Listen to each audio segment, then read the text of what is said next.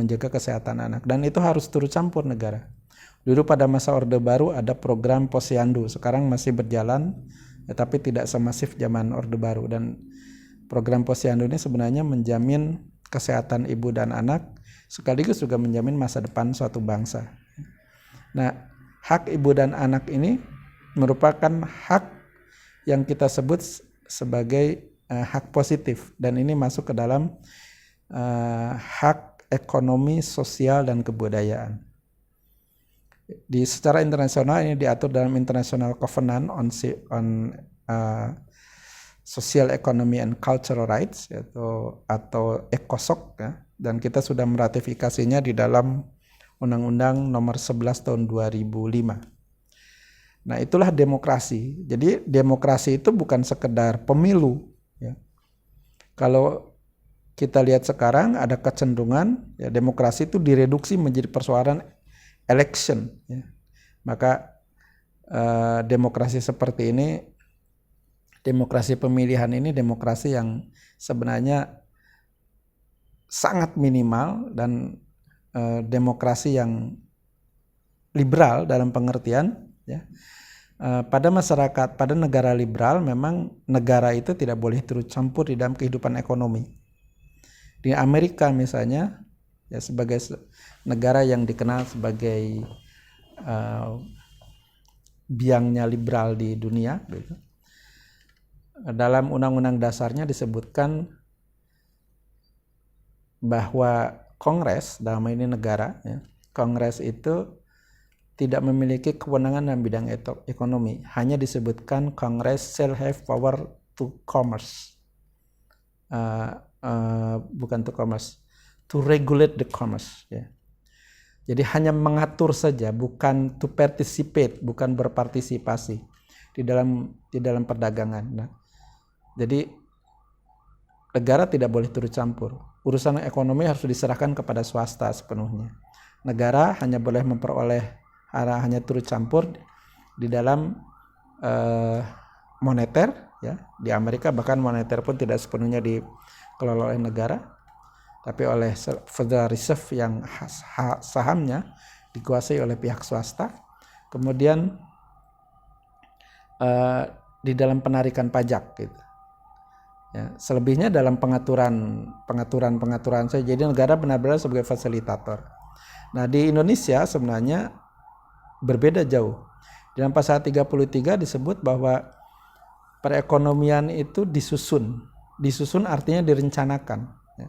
Berbeda dalam sistem liberal, karena negara tidak boleh turut campur dalam kehidupan ekonomi, maka perekonomian diserahkan kepada pasar bebas, ya. Nah, di Indonesia sebaliknya, ya, kita menghendaki agar perekonomian itu disusun atas usaha bersama, atas dasar usaha bersama. Jadi atas dasar kesepakatan, atas dasar kolektivitas bersama, kolektivitas. Nah, dengan demikian maka kita lebih mendahulukan kolektivitas ekonomi dibandingkan ekonomi yang bersifat individualistik dan berorientasi sepenuhnya kepada pasar. Di dalam pasal berikutnya, sektor-sektor produksi yang menyangkut kehidupan rakyat banyak, menguasai hajat hidup orang banyak, dan penting bagi negara dikuasai oleh negara.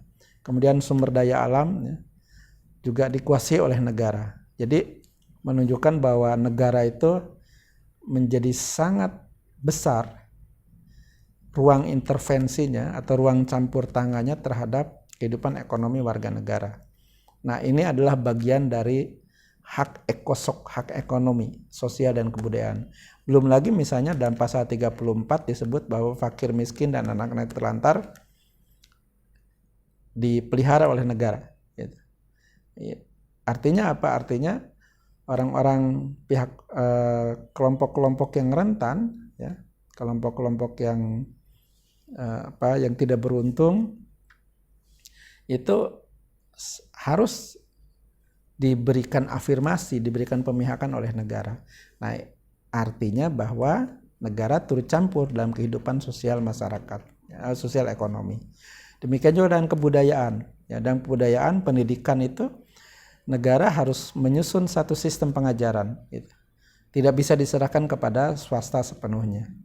negara harus mengatur. Ya, meskipun sekarang kita lihat dalam sistem otonomi daerah mungkin agak berbeda situasinya, tetapi intinya bahwa negara harus menyusun satu sistem pengajaran di tingkat nasional dan juga bertanggung jawab atas kemajuan kebudayaan.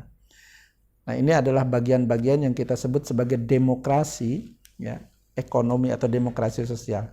Nah, dari dua konsep tadi, dua konsep kebebasan positif dan kebebasan negatif, sebenarnya ada dua macam model demokrasi. Kebebasan negatif itu melahirkan demokrasi politik, atau kita sebut sebagai demokrasi formal, sering juga disebut sebagai demokrasi prosedural.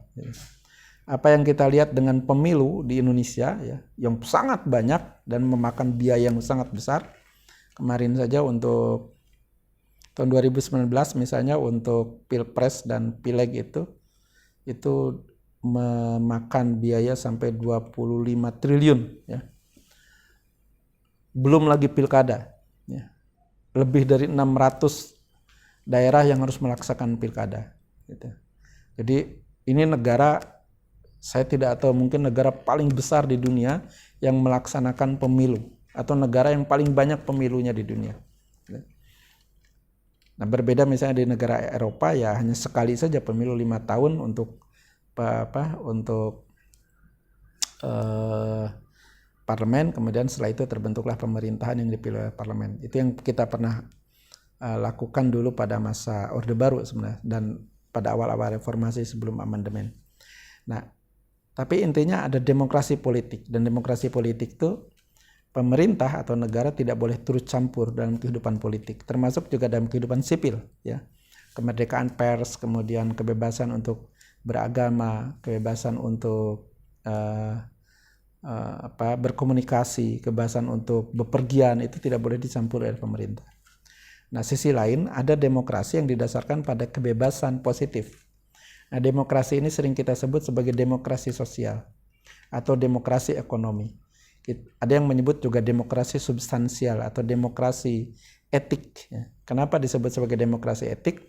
Karena demokrasi ini memposisikan negara sebagai kekuatan yang intervensionis dengan tujuan untuk mensejahterakan kehidupan masyarakat. Nah, kita negara Indonesia sebenarnya menganut sistem demokrasi etik atau demokrasi ekonomi. Bung Karno merumuskan ini dalam bentuk sosioekonomi, politis ekonomi demokratik.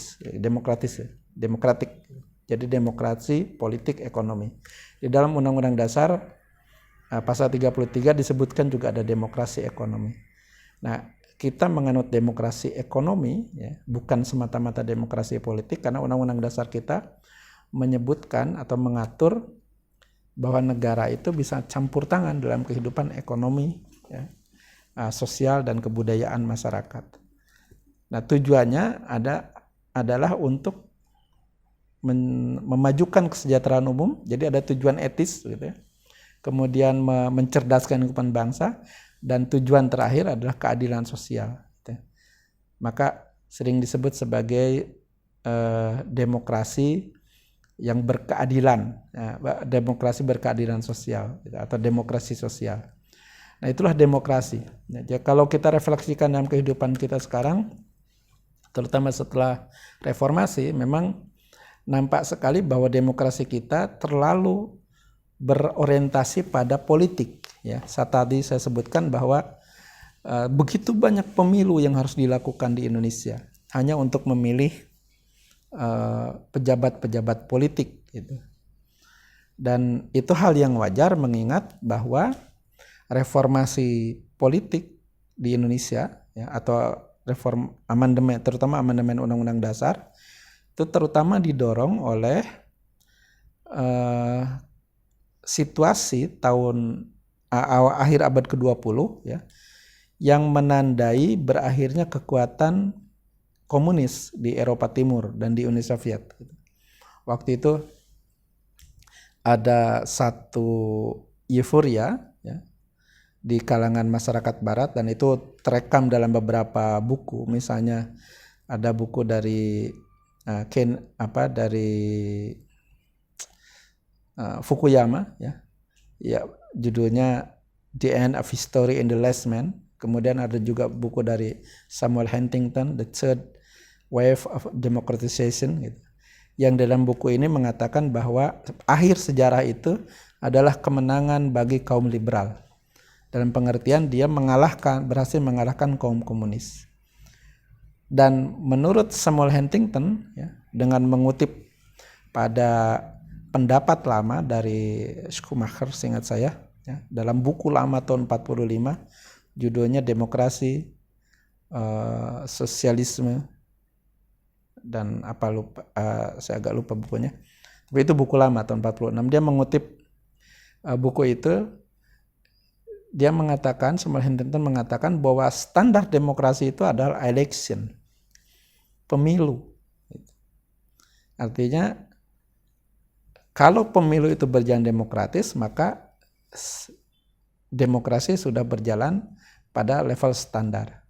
Tapi Undang-Undang Dasar kita tidak berbicara demokrasi pada level standar. Ya, undang-undang kita berbicara tentang demokrasi yang advance, yang lebih, gitu, yaitu demokrasi yang bertujuan etis.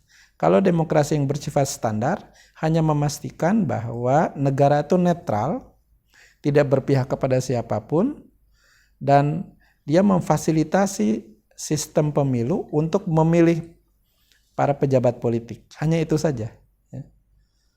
Apakah pejabat politik punya tujuan etis atau sekedar berkuasa?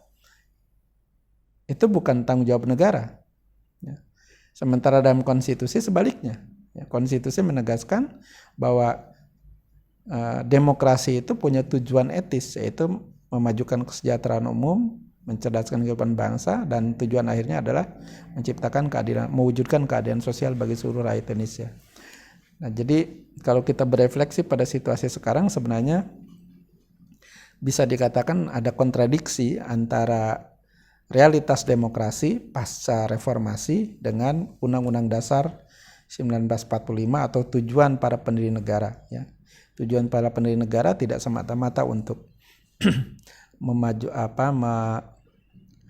memajukan atau melaksanakan demokrasi yang bersifat prosedural, demokrasi politik atau demokrasi